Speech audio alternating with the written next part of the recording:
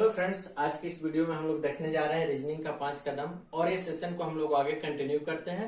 ये previous year का प्रश्न लेके आया हूं मैं, जो आपका 2018 में एलपी टेक्नीशियन में पूछा गया है। किस प्रकार का प्रश्न पूछे जाते हैं, किस प्रकार से उसे हम बनाते हैं। चलिए सीधे सीधे प्रश्न की ओर हम लोग आते हैं। और आज का सबसे पहला सवाल देखिए, बहुत ही बेहतरीन है। इसको हम लोग कैसे सोल्व करेंगे, नीचे दिए गए विकल्पों में से संबंधित शब्द का चयन करें। इसका कोड ये दिया गया है, सिटी का कोड क्या होगा जी। अब इस प्रकार का सवाल आ जाएगा तो कैसे बनाएंगे, चलिए इसको हम लोग चेक करते हैं किस प्रकार है। इसको बनाने के लिए सबसे पहले हम इसका संख्या लिखेंगे। ये लेटर का संख्या निकाल लीजिएगा तो आप आसानी तरीका से बना सकते हैं। तो लेटर का संख्या हम ऊपर लिख देंगे तो आराम से बन जाएगा।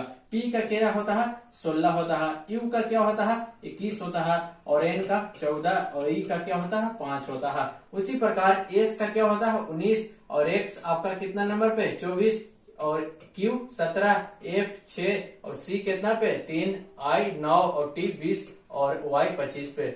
सर याद है, आप लोग का सवाल होगा कि सर सब लेटर का संख्या याद है। बिल्कुल, बनाते बनाते प्रैक्टिस करते करते याद हो जाएगा। जितना प्रैक्टिस कीजिएगा उतना बेहतर है, सब कुछ याद हो जाएगा। प्रैक्टिस कीजिएगा तो आराम से क्यों नहीं याद हो जाएगा जी, है ना। चलिए देखिए, तो 16 है, यहाँ पे 19 है यानी कि 3 बढ़ रहा। 21 है, 24 है यानी कि 3 बढ़ रहा है। यहाँ पे 14 है, यहाँ 17 है, इंक्रीज कितना हो रहा, 3। यहाँ पे 5 है, यहाँ 6 है, इंक्रीज कितना हो रहा, 1। यानी कि +3 हो रहा, फिर +3 हो रहा, फिर +3 हो रहा और लास्ट में क्या हो रहा, +1 हो जा रहा। उसी प्रकार हम इसमें कर देंगे। यहाँ प्लस क्या होगा, 3 हो जाएगा, तो 3 और 3 6 हो जाएगा। और 6 नंबर पे क्या आता है, एफ आता है। यहाँ 9 में से 3 ऐड कर देंगे, लास्ट वाला सिर्फ 1 ऐड हो रहा, बाकी 3 लेटर है जो उसमें इंक्रीज हो रहा है 3 का। तो 9 और 3 12 यानी कि यहाँ पे क्या हो जाएगा, एल हो जाएगा।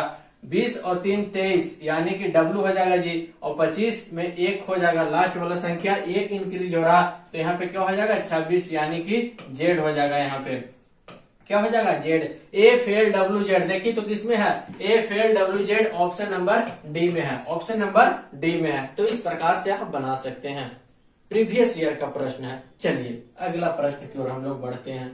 अगला प्रश्न क्या बोल रहा है, और देखिए बहुत ही शानदार ये भी है।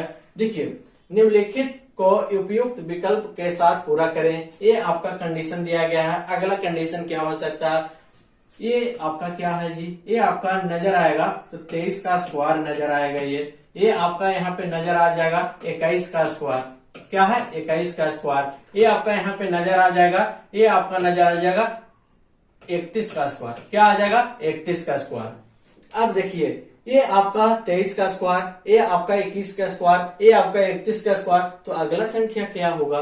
अब यहाँ से देखिए तो 23 है, 21 है यानी कि क्या हो रहा, -2 हो रहा। तो अगला जो संख्या है 31 है और -2 यानी कि 29 का स्क्वायर हो जाएगा। क्या हो जाएगा, 29 का स्क्वायर हो जाएगा। अब 29 का स्क्वायर कितना होगा, बहुत लोगों को नहीं पता होगा, लेकिन आप एक ट्रिक समझिए कि 9 में 9 से गुणा करेंगे तो 81 होगा। इकाई अंक कितना होगा, 1 होगा। देखिए तो इकाई अंक किसमें 1 है, तो इसमें है सर। तो 29 का स्क्वायर कितना हो जाएगा, 841। तो यहाँ क्या हो जाएगा, 841 हो जाएगा। इस प्रकार भी आप लगा सकते हैं। इसका जो सही आंसर हो जाएगा option C is the correct answer. ठीक है, चलिए इस प्रकार से सवाल पूछे जाते हैं। कॉन्सेप्ट को समझिए, आप आसानी तरीका से बना सकते हैं। ये सवाल कथन और निष्कर्ष का है। देखिए क्या बोल रहा है, IIM, IIT और IISc जैसे प्रमुख संस्थानों से निकलने वाले छात्र को विदेश में नौकरी और भारत से अधिक पैसा मिलता है। ये संस्थान है, 3 संस्थान का नाम दिया गया है। और इससे निकलने वाले छात्र को विदेश में नौकरी दिया जाता है और भारत से अधिक पैसे दिया जाता है, कथन कह रहा है। अब निष्कर्ष पढ़िए, इस प्रकार का कथन को सेटिस्फाइड करता है या नहीं करता है, हम चेक करते हैं। भारत में कंपनियों को विदेश में कंपनी के वेतन बराबर भुगतान करना चाहिए। इससे मैच खा रहा है, बिल्कुल नहीं खा रहा। तो ये क्या हो जाएगा, गलत। इन संस्थानों के छात्रों को विदेश में जाने से रोक लगा देनी चाहिए। इस कथन को और इस कथन से भी कोई मेल नहीं खा रहा, यानी कि ए भी नहीं होगा। तो ऑप्शन क्या आपका हो जाएगा, ऑप्शन डी हो जाएगा आपका सही। न तो 1 और न ही 2 अनुसरण करता है। ठीक है, तो कथन निष्कर्ष आप आसानी से लगा सकते हैं। अगला सवाल की ओर बढ़ते हैं। अगला सवाल क्या कह रहा है, देखिएगा ध्यान से। अगला सवाल, ये भी तर्क और अनुमान दिया गया है। तर्क दिया गया है कि भीषण शीतलहर के चलते सरकार ने तत्काल प्रभाव से सभी विद्यालयों को 1 सप्ताह तक बंद रखने का आदेश दिया। भीषण शीतलहर चल रहा है, इसके लिए सरकार ने तत्काल इमरजेंसी सभी विद्यालयों को 1 सप्ताह तक बंद रखने का आदेश दिया गया है। अब अनुमान लगाइए, क्या सही है क्या गलत है। पहला अनुमान क्या है, शीतलहर 1 सप्ताह तक जारी रह सकती है। स्कूल कब तक बंद है, 1 सप्ताह तक। सरकार तो कुछ सोच समझ के 1 सप्ताह तक बंद किया गया होगा। मॉनसून विभाग देखा होगा कि कब तक शीतलहर चलेगा, तो देखा होगा 1 सप्ताह तक चलने वाली है, इसलिए 1 सप्ताह तक स्कूल बंद रख दिया जाए। तो क्या है, शीतलहर 1 सप्ताह तक जारी रह सकती है, तो बिल्कुल ये अनुमान क्या है, आपका सही है। दूसरा अनुमान, चिंतित माता पिता अपने बच्चों को 1 सप्ताह के बाद भी स्कूल शायद नहीं भेजे। इससे तर्क और ये निष्कर्ष दूसरा, इससे कोई ताल्लुक नहीं रखता है, इससे कोई मतलब नहीं है। ठीक है, ये तर्क अनुमान गलत है। ये अनुमान सही है कि 1 सप्ताह तक शायद शीतलहर चल सकती है। तो ऑप्शन 1 यानी कि निष्कर्ष जो अनुमान 1 है जो सही है, तो यहाँ जो ऑप्शन हो जाएगा केवल अनुमान 1 नहीं था, option B is the correct answer.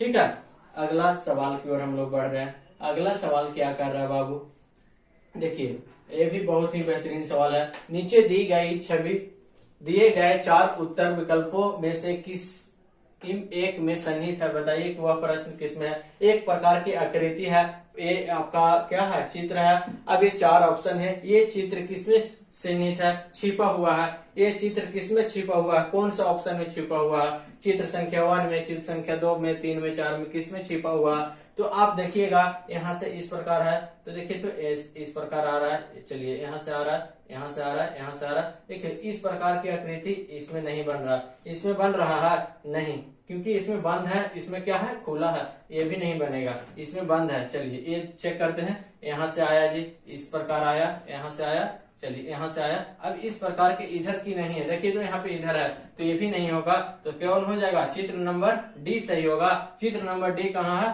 तो ऑप्शन सी में है, तो option C is the correct answer होगा। इसको भी हम लोग चेक कर लेते हैं। देखिए तो यहाँ से इस प्रकार आ रहा है, फिर ऐसे और इस प्रकार से है और ऐसे है, यानी कि चित्र संख्या डी में ये आकृति छिपा हुआ है। तो ऑप्शन डी नहीं, चित्र संख्या डी। इसी प्रकार स्टूडेंट गलत कर देते हैं कि डी सही होगा, तो डी लगा देंगे आंसर। और डी कहाँ है, चित्र संख्या बी का डी आंसर है, और डी चित्र संख्या कहाँ है, ऑप्शन सी में, तो सी इज द करेक्ट आंसर होगा। आराम से करना है, इसी प्रकार बहुत सारे हम भी गलती कर देंगे, आप भी गलती कर दीजिएगा, समझ जाइएगा तो आराम से बना लीजिएगा। इस प्रकार का ऑप्शन देता है सरकार ताकि स्टूडेंट गलत कर दे, है ना। तो इस प्रकार से आपका सवाल एग्जाम में पूछा गया है। तो आने वाला भी एग्जाम में इसी प्रकार से प्रश्न पूछा जाएगा। कॉन्सेप्ट आप समझ जाइए, पैटर्न सेम रहेगा। और अच्छा वीडियो लगे तो लाइक कमेंट शेयर जरूर कर दीजिएगा, और चैनल पे नए हैं चैनल को आप लोग सब्सक्राइब कर लीजिएगा। हम लोग अगला वीडियो मिलते हैं, तब तक के लिए थैंक यू, जय हिंद।